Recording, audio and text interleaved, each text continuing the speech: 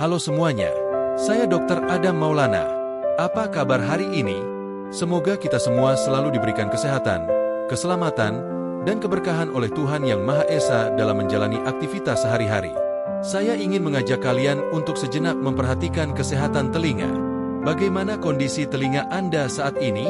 Apakah pendengaran masih terasa normal?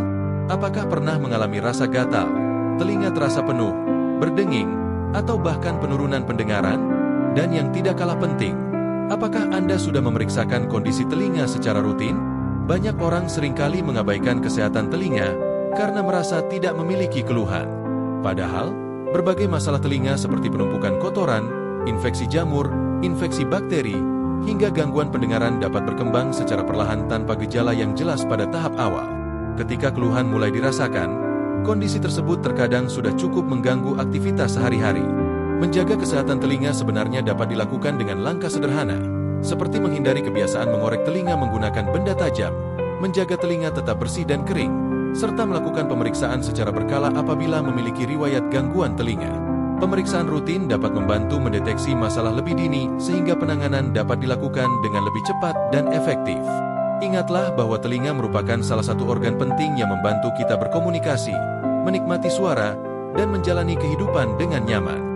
Oleh karena itu, jangan menunggu sampai muncul keluhan. Mulailah peduli terhadap kesehatan telinga Anda dari sekarang agar fungsi pendengaran tetap terjaga dengan baik hingga masa yang akan datang.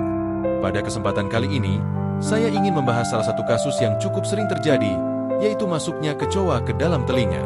Meskipun terdengar jarang, kondisi ini dapat terjadi, terutama pada orang yang tinggal di lingkungan dengan sanitasi yang kurang baik atau memiliki populasi kecoa yang tinggi.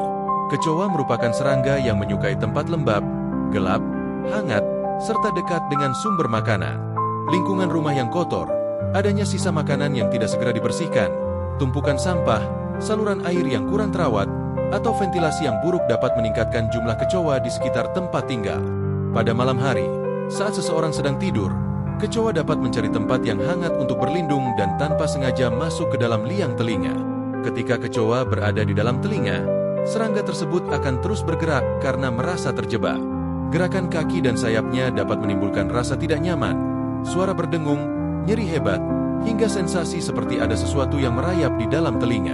Pada beberapa kasus, kecoa juga dapat melukai kulit liang telinga dengan kaki atau bagian tubuhnya yang tajam sehingga menyebabkan lecet, perdarahan ringan, bahkan memicu infeksi apabila tidak segera ditangani. Secara medis, masuknya serangga ke dalam telinga merupakan kondisi yang memerlukan penanganan hati-hati.